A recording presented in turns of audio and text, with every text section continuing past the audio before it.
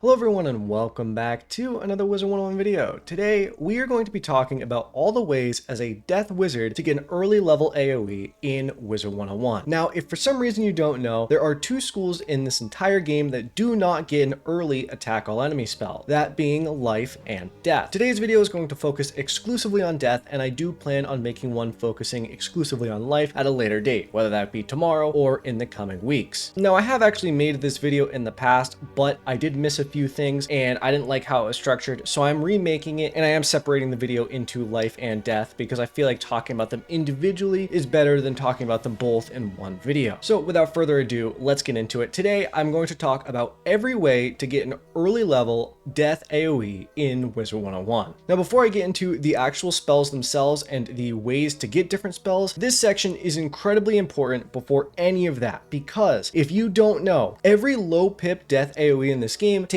a school pip. So for example, Ship of Fools takes a death pip. Dear Knight also takes death pip. The item cards don't tend to, but some of them do. So before I actually get into the video, it's very important to note that to get school pips in this game, you actually need an Archmastery rating stat. Now you start generating this normally at level 50 anyway, but if you're clicking on this video, I'm going to assume that you're clicking on this video as someone who is before level 50 and who's trying to get a AOE spell as early as possible. And to do that, you do need the Archmastery stat. Now, as long as you have one Archmastery, you will start gaining school pips. And the way to do that before hitting level 50 is to come to the Wizard City Jewel Shop right here in the shopping district in Wizard City. You can see here that they sell square jewels and tier jewels that have Archmastery rating. Now, they are a bit pricey. 10,000 is quite a bit for like a level 15. It is going to be a bit expensive, but it is worth it to be able to use this, because as soon as you socket one of these jewels, you are able to use any of these school spells that require a school pip. You can change what pip you start with right here in the deck menu. Click this, click on death, and make sure you start with that death pip. I figured I'd go over this now because I'm sure some people with low attention spans would not have waited around to the end of the video to figure out that you need a school pip. So if anyone asks, I'm linking this timestamp right here. Don't make me do that. I'll be ashamed in you. All right, there are a few ways to get a low level death AOE in this game, and I would say that the easiest and the lowest level to go for all require jewels. Now, the first method that we're going to talk about is crafting the Dear Knight jewel. Now, to craft it, you actually need to start the crafting quest, obviously, and come to Eudora Tangletree here in Wizard City, and then do crafting quests all the way up to Marleybone. Once you get to Marleybone crafting, you can come to Felicia Worthington right here in Regent Square, and she will sell recipes. Specifically today, we are talking about the jewel recipe of Death Jewel level 15 to 25. Now this recipe isn't anything too challenging. First off, it requires 2 Dream Shield treasure cards, which I'm sure you can buy at the bazaar or simply a treasure card vendor. It requires 2 iron, which is dropped from most enemies in the game, and you're probably going to be finding most of this in the bazaar if you're going to be looking for it. This reagent's probably going to be the hardest one you can get, but it is something that you need to get if you want to craft these jewels. And then finally, you need 10 onyx, which you can just get from the reagent vendor right here. Campbell Hodgson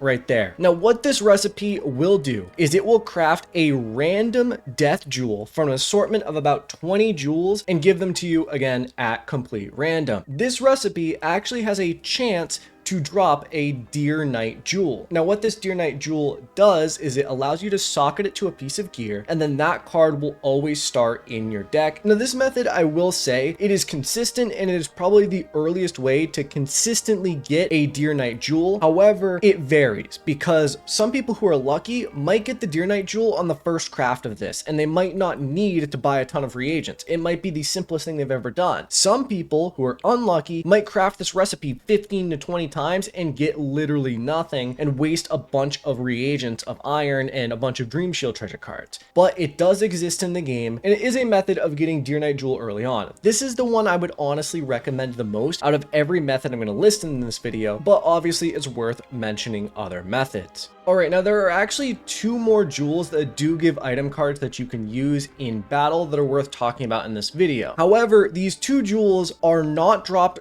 as early on, and these jewels are better for people who have a different wizard that's a higher level that can go farm these jewels and then transfer them to a low level death wizard. The first of these two jewels is called the Deer Knight Rises jewel, and this, similar to the other Deer Knight card that I mentioned before, gives a Deer Knight card. However, this is a pet jewel instead of a triangle jewel, which means that you have to socket it onto a pet. So this would be for people who have a pet and just want to socket that jewel on there. There are many ways to get it. As you can see, I'm throwing the list up on the screen. I'm probably even gonna have to split it into two because a bunch of enemies drop it. If you have a very high level wizard, I would heavily recommend probably the monkey spiders in Imperia. However, for lower levels, I would say that the earliest you could get this would probably be Kettle Blackheart in Sudreland, and he also wouldn't be that hard as well. You could probably do that as soon as level 30 something. There's also Erling the Unready. So there's actually a few bosses in Wintertusk that drop this. This would be for people who would rush Wintertusk and do Wintertusk before doing like Dragonspire, for example. So this would be like Wintertusk at level 30 range, which is rough, don't get me wrong, but it is worth mentioning. Now, the other jewel that's worth mentioning is actually dropped from Baba Yaga in Polaris. So this one is exclusive to people who are high levels. It's also dropped from the Death Jewel Pack in the Crown Shop, but I would heavily recommend, if you're going to spend crowns, do not spend it on this jewel. However, you can get Morganth's Requiem jewel, which is a 4-pip AOE spell where Morganth shows up and is all like, "Ah, I'm a spider," and then attacks people. Again, this one I would say is exclusively for people who have another separate high-level wizard, but it's worth mentioning in this video just purely because it does exist. Now, in terms of jewels, that's pretty much it. However, there are other ways to actually get spells that would potentially be beneficial beyond jewels. All right, this section I want to talk about pets, because pets are probably going to be your best friend in terms of AOE spells. Now, the problem with pets is that they're obviously very expensive to get. Hatching with a pet is going to cost hundreds of thousands of gold, and potentially that might be a big issue for some people. I would say that if you can get lucky and get a pet that gets an AOE spell as soon as Mushu, you'd be doing really good for yourself. In the meantime, I would recommend probably getting like a triangle jewel of Deer Knight and using that instead. Now, there are actually two pets that I would recommend for early AOE spells. The first one right here is the Grim Squeaker pet, which gives the Deer Knight card. Now, this just gives it at base, so you can get this very early on, get a Grim Squeaker pet, and then have Deer Knight in your deck whenever you want. Now, the other pet that I would recommend would be the Gloomy Eye pet. However, you actually need to get the Gloomy Eye up to Ancient before it gives you Colossifrog. So, on top of actually needing to get lucky and getting the pet, you also need to get it all the way up to Ancient to actually be able to use the AOE card. Now, there are pros and cons to both of these pets. The Grim Squeaker pet obviously gives it at baby, which is really good. However, it costs a school pip and it costs 5 pips to cast Deer Knight, which is much more expensive than the Colossifrog, which doesn't need school pips and is only 4 pips to cast. I would weigh your options and decide which one you would rather go for. I would probably recommend the Gloomy Eye slightly more than the Grim Squeaker, but both of them are incredibly good. And in terms of actually getting an item card AOE spell, you can get these pretty early, especially if you can find someone to hatch with to get one of these pets rather than going to the hatching kiosk. You could probably get these pets for like closer to 20 to 30,000 rather than a full 100,000 that you'd get at the kiosk. So pets are actually going to be another option you can go for. Okay, now the final section of this video is the actual trained spells themselves, because obviously I've been talking about item cards up until this point. Some of you might want to actually train the spells of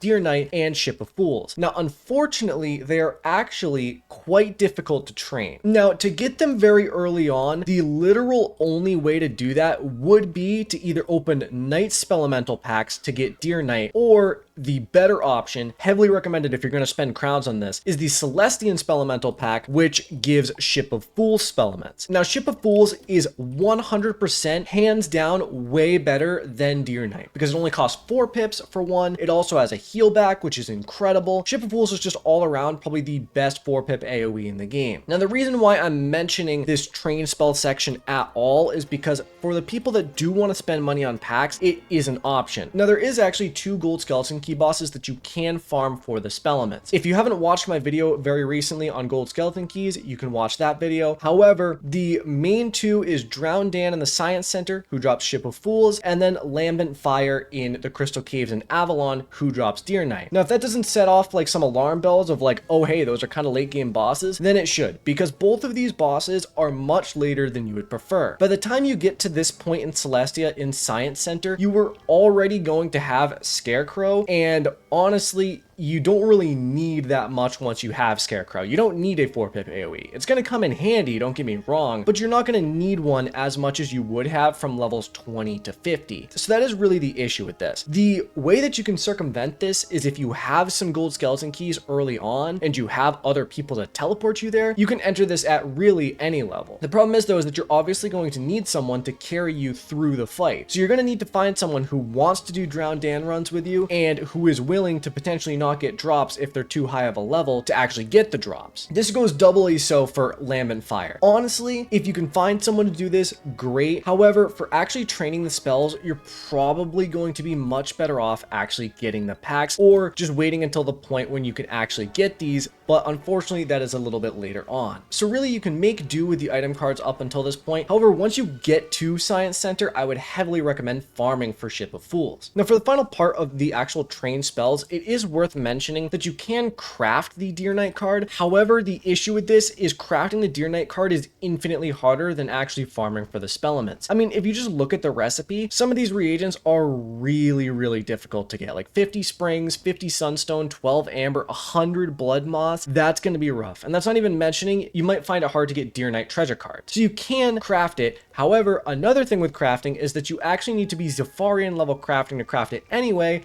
Again, by that point, you're in the level 60 range, so it's a little bit late anyway. All right, now that is basically all of your options. There are the jewels you can craft, there are the pet item cards, and then finally, there are the actual trained spells themselves. What would I personally recommend and how would I go about this? Well, I would say that early on, I would try to get the jewel, and until you get the jewel, it would probably not be a bad idea to train up to an AoE in potentially another school. You could even buy like Tempest treasure cards in the bazaar if you can find them and spam those instead. That would probably be for the best in my opinion, would be to do something like that. Once you get the jewel, that will make do until you can get a pet that gives you an AoE card. By the time you get to the Science Center, you should have at least 6 gold skeleton keys from doing side quest and main quest and redeeming the quest rewards. On top of that, you also have the gold skeleton keys from daily rewards, and if you really do it correctly, by the time you get to the Science Center, you should have like 10 plus gold skeleton keys, which should be more than enough to actually train Ship of Fools. So that is pretty much it for this video and everything that I would recommend. I don't think I missed anything. The only thing I potentially could have missed would be a different pet that gives an AoE card, but I'm not going to go into that. There are also certain Crown Shop gear items that also give item cards. Like I know that some of the Celestian Spelemental gear gives Ship of Fools on the items, but I didn't think that that was worth mentioning because if you're going to buy those, just buy the packs to get the trained spell anyway. But that's really it. I hope you found this useful. I hope you enjoyed. If you did, make sure to drop a like, hit the sub button. Otherwise, that's it for today. Thank you all for watching. I will see you in the next video.